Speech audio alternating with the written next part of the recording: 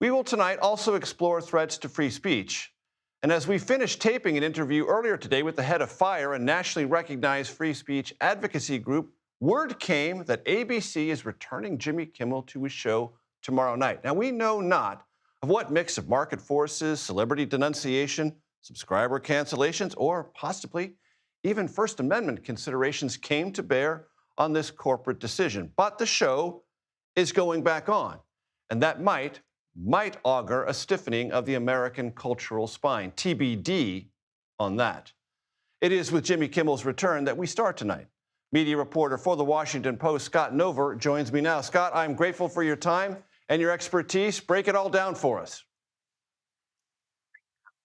I really appreciate it. So just within the last hour, Disney, the parent company of ABC, announced that Jimmy Kimmel is returning to the airwaves on his eponymous Jimmy Kimmel Live show tomorrow night after a week in which he was sidelined following comments regarding the killing of Charlie Kirk.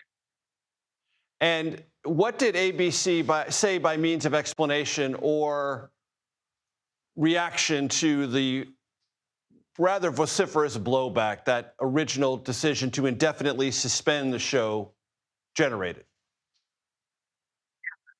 Disney have not said much. They didn't say anything beyond that they were taking Kimmel off the air originally. And then today they just announced that they had taken Kimmel off the air because they didn't want to further inflame an already testy situation, and had productive conversations with Kimmel about his remarks going forward, and determined that he was able to come back to the air. So we have not heard from Mr. Kimmel, and we have not heard from the affiliate station owners that had expressed their disgust with his comments. And so there's still a lot to learn about this situation.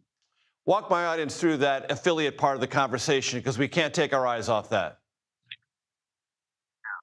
So Disney was under pressure, not just from conservative critics, but from the companies that own their local stations. So ABC doesn't own, just like CBS doesn't own most of its local stations. They're owned by companies like Tegna and Sinclair, both of whom expressed that they were going to take Kimmel off. They were not going to show Kimmel's program to their local audiences. And so that really forced Disney's hand on Wednesday of last week. And so one of the things we're going to keep an eye on, I guess, Scott, is how many of those affiliates reverse course or stick with not airing Jimmy Kimmel once it's available starting again tomorrow night.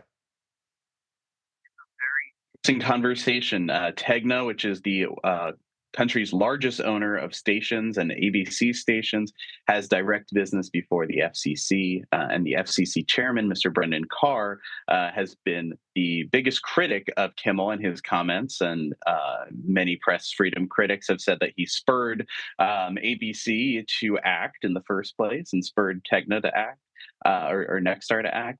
So it'll be interesting to see whether the local stations actually run Kimmel as well. And Nexstar really is the key to this, is it not, Scott? I think so. Nexstar is trying to buy a rival called Tegna for $6 billion, and they need Brendan Carr and the FCC to approve that merger and raise something called the national ownership cap, which prevents them from getting much bigger.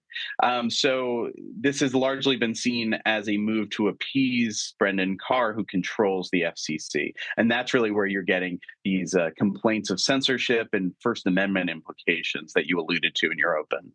Scott Nover, The Washington Post. I appreciate your time. Thanks so much, sir.